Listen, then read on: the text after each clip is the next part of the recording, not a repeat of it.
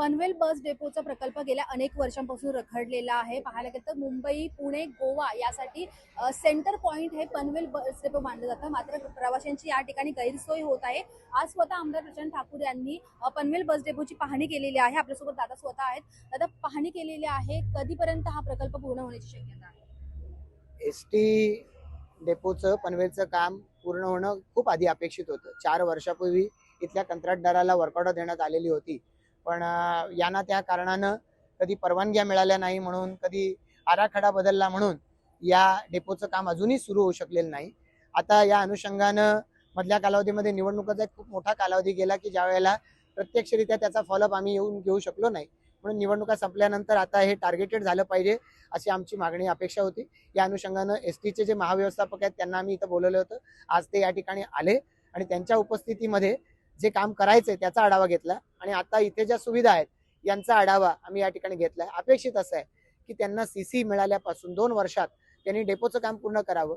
सप्टेंबरच्या आसपास त्यांना जर सीसी मिळणार असेल तर सप्टेंबर 2028ला हे काम पूर्ण झालं पाहिजे. पण मेच्या अखेरीसच ते पूर्ण करा अशा पद्धतीचं टार्गेट त्यांनी ठेवावं अशा सूचना आम्ही त्यांना दिल्या.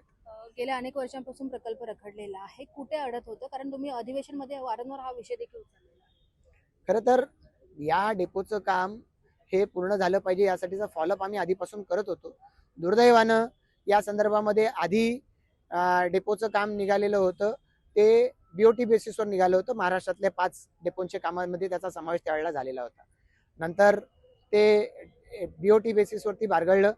नुसतंच टेंडर काढावं असं ठरलं. त्याच्याही निविदा निघाल्या, त्याही कॅन्सल झाल्या.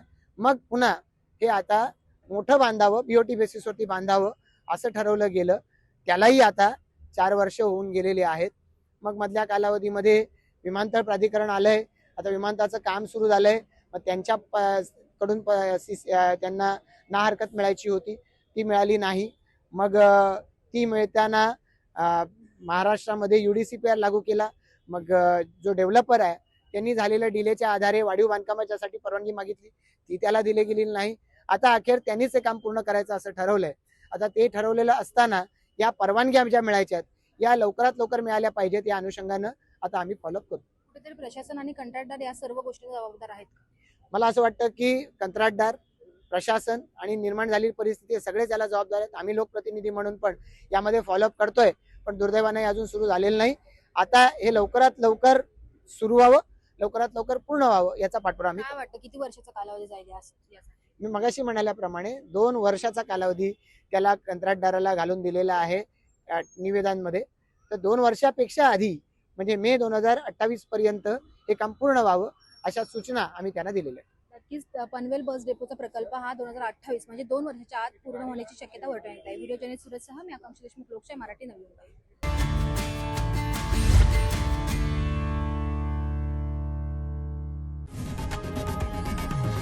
लोकशाही मराठी ऐका, पहा, जागरूक रहा.